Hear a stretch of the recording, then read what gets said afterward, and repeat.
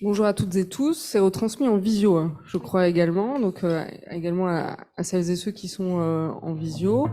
Donc nous sommes trois effectivement avec Stéphanie Combe et Daniel Nizri pour présenter aujourd'hui les lauréats de la deuxième vague d'Unibase 2023. On se souvient, Unibase a été créée en 2021 d'ailleurs avec le HDH, avec l'idée de pouvoir justement développer des projets qui permettent de mettre à disposition des acteurs de la cancérologie des grandes bases de données multicentriques. Et 2023, eh bien c'est la nouvelle vague de projets. Déjà en 2022, il y avait eu un nombre conséquent de répondants. Et là, en 2023, nous avons pu aussi élargir, en fait, non seulement au Centre de lutte contre le cancer, aux 18 CLCC, mais aussi à l'ensemble des acteurs hospitaliers qui pouvaient répondre, en fait, à cet appel à projet avec notre toujours et avec la Ligue qui nous a rejoints et que nous remercions pour pouvoir soutenir des projets si importants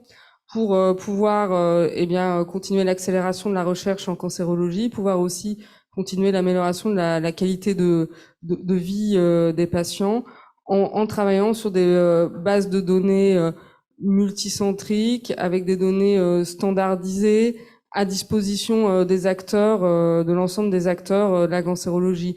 Et on est très content de pouvoir annoncer aujourd'hui les 5 lauréats qui sont dans des domaines majeurs pour nous, bien sûr, que ce soit cancer de la prostate, cancer de l'ovaire, traitement médicamenteux pour les patients pédiatriques, pour les enfants, et bien sûr aussi prise en charge pour les adolescents et jeunes adultes. Donc toutes ces thématiques, elles sont bien sûr au cœur de la stratégie de lutte contre le cancer. Et nous sommes très heureux de pouvoir annoncer les lauréats aujourd'hui. Je laisse la parole à Stéphanie. Alors, je crois que c'était vous d'abord, monsieur Nizri. Oui, je crois que ça marche. Bon, bien, bonjour à toutes et à tous. Merci Sophie de cette introduction et d'avoir rappelé la présence de la Ligue. La Ligue est une association de bénévoles qui contribue à la lutte contre le cancer. Et de nombreux ligueurs ont été ou sont concernés directement ou indirectement par la maladie. Et ainsi, la Ligue est reconnue en tant qu'association de patients, d'associations d'usagers du système de santé. Et toutes nos actions, toutes les actions de la Ligue ne sont possibles que grâce à nos 600 000 donateurs. Leur générosité, qui ne se dément pas, qui ne s'est pas démentie pendant cette période de crise qui se poursuit, cette générosité, elle nous oblige.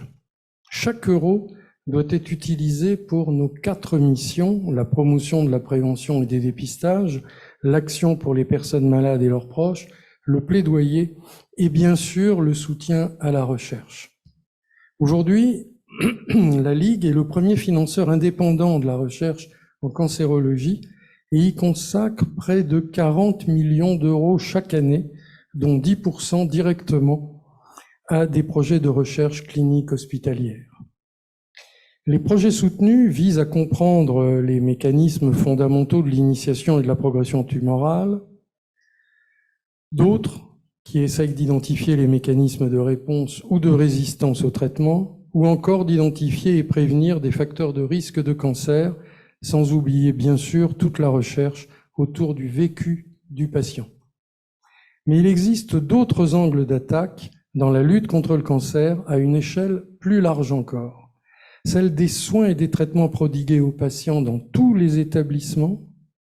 Et nous le savons bien, une fois les essais cliniques terminés, les traitements ou d'autres dispositifs de soins mis sur le marché, une nouvelle étape commence, celle de la vie réelle, de la vraie vie des patients non sélectionnés, âgés, insuffisants rénaux, etc., qui recevront ces traitements.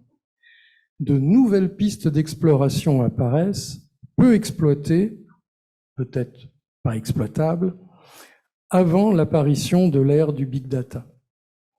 Comment identifier les patients qui répondront le mieux afin d'éviter des traitements inutiles à des patients déjà fatigués, fatigués étant une litote. Quels sont les risques et les séquelles à moyen et long terme de tous ces traitements?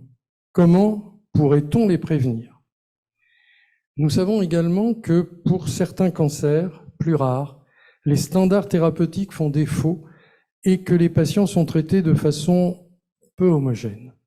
Comment tirer le meilleur parti de ce qui se fait de mieux par des équipes soignantes dévouées pour traiter dans tout le territoire national de façon plus homogène ces patients? Toutes ces questions, les patients et les usagers du système de santé nous les posent régulièrement. L'avènement des entrepôts de données de santé, de tous les outils innovants qui permettent de mettre en commun des données collectées lors des étapes de diagnostic, de traitement et de suivi des patients, donne de formidables espoirs à tous. C'est cela que nous, jour après jour, nous essayons de partager avec toutes ces populations qui nous font confiance et dont je rappelle que c'est grâce à leur soutien que nous pouvons agir. Alors la Ligue a suivi avec un énorme intérêt la première vague de l'appel à manifestation commun entre Health Data Hub et Unicancer et a souhaité s'associer à la deuxième vague de l'appel à cette manifestation d'intérêt. Et nous sommes convaincus de l'intérêt majeur que présente l'exploitation des données collectées dans tout type d'hôpitaux, aussi bien lors de la prise en charge de la personne malade qu'à l'occasion de sa participation à des recherches biomédicales. Il est dans l'intérêt des personnes malades que des solutions soient trouvées au plus vite afin d'améliorer les traitements tout en préservant la qualité de vie à long terme.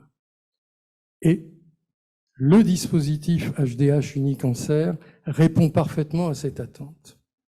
Alors, cette fois-ci, nous avons été non pas surpris, mais très agréablement satisfaits d'observer que les 10 projets proposés étaient de haute qualité et abordaient des thématiques très différentes, Sophie l'a rappelé, pouvant apporter des réponses concrètes à des questions cliniques au bénéfice des patients atteints de cancer. L'ouverture à d'autres types d'établissements de soins que les centres de lutte contre le cancer a permis de monter des projets pluridisciplinaires dans des pathologies diversifiées. Devant ce constat, la Commission a classé 5 projets et la Ligue a souhaité abonder sa part de financement afin de les voir démarrer sans attendre. En effet, au départ, nous nous étions engagés qu'à soutenir un seul projet, mais devant la mobilisation de toutes vos équipes, des équipes de chercheurs, des équipes de soignants, nous ne pouvions que mettre à niveau nos efforts et in fine, nous allons soutenir 2 projets. Et c'est pour nous une vraie satisfaction, c'est très mobilisateur et finalement c'est notre mission. Donc merci à vous tous pour votre travail au bénéfice des patients, à notre bénéfice. Merci.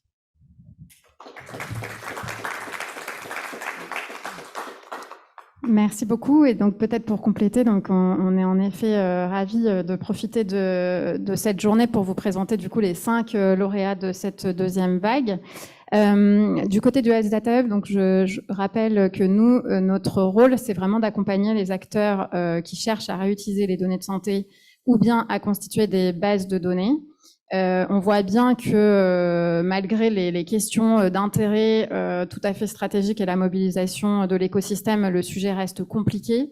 Et d'ailleurs, sur les 3 lauréats de l'année dernière, qui ont fortement progressé du coup en 1 an, mais qui en sont encore à certaines étapes réglementaires, on voit bien que il est nécessaire de mettre en œuvre un accompagnement pluridisciplinaire pour pouvoir justement réunir les données, travailler sur les aspects réglementaires, la stratégie de croisement entre les sources de données, les standards. Donc c'est un petit peu sur tous ces aspects-là qu'on travaille main dans la main avec Unicancer sur l'accompagnement. Et on va chercher justement, en renouvelant cette AMI, à industrialiser un petit peu l'accompagnement qu'on a mis en place la première année, en se disant qu'on saura être plus rapide et qu'au fur et à mesure, les moyens qu'on met en place pourront être réutilisés par de nombreux autres projets, puisqu'évidemment, même si on est très heureux d'en sélectionner 5 cette fois-ci, ça reste certainement très peu par rapport à l'univers des possibles, évidemment en matière de recherche. Ce que je voulais peut-être aussi indiquer, c'est que ce partenariat finalement avec Unicancer, il était assez fondateur et peut-être un peu précurseur par rapport à la politique nationale des données de santé qu'on voit émerger. Donc je pense qu'il y contribue également. C'était le premier partenariat pour constituer des projets multicentriques et donc voir comment on allait interopérer tous ces écosystèmes de données de santé. Donc d'abord au niveau des centres de lutte contre le cancer, plus généralement dans cette deuxième vague. Et au niveau du Health Data Hub, on est un partenaire clé du ministère de la Santé qui aujourd'hui est vraiment dans une dynamique de renforcer les entrepôts de données de santé au sein des établissements de santé. Donc Unicancer a d'ailleurs été candidat et lauréat de la première vague de l'appel à projet du ministère de la Santé cette fois-ci, qui vise à cofinancer des entrepôts de données de santé dans tous les établissements de santé où il y a de la recherche. Donc vraiment, on voit qu'il y a une véritable prise de conscience sur la nécessité de se donner les moyens de réunir les données dans des environnements propices à leur réutilisation. Qu'est-ce que ça veut dire propice? Ça veut dire des investissements techniques dans les infrastructures qui vont héberger les données, permettre de les mettre en qualité, de les mettre en cohérence, de les documenter ou de les standardiser, mais aussi des moyens humains, puisque tout ça nécessite des équipes avec une diversité de compétences qui doivent être de manière pérenne autour de ces infrastructures plus techniques. Donc, le ministère de la Santé a lancé ce premier appel à projet autour des entrepôts de données de santé, ce que nous, on a vu comme une véritable démarche proactive vers une politique nationale des données de santé plus structurée. Et autour de ces lauréats, il y aura tout un travail aussi d'interopérabilité entre les entrepôts de données de santé, donc avec une réflexion autour de la gouvernance d'accès aux données de ces entrepôts, les données qu'on cherche à trouver dans les entrepôts, donc une sorte de socle minimum de données, et les standards à favoriser pour que toutes les données soient au même standard dans les différents environnements, sinon on ne pourra pas les faire parler entre eux. Et également des réflexions extrêmement stratégiques sur le modèle de financement de ces entrepôts et la valorisation économique de l'accès aux données. Donc je pense que le partenariat avec Unicancer et maintenant la Ligue va aussi nourrir toutes ces réflexions à travers des exemples extrêmement concrets de projets multicentriques et en montrant l'impact que ça peut avoir pour le système de santé. Et ça, je pense que ça reste aujourd'hui fondamental, même si on voit bien que la prise de conscience émerge petit à petit et que l'écosystème est de moins en moins à convaincre de l'intérêt de l'investissement qu'on peut mettre dans les données de santé.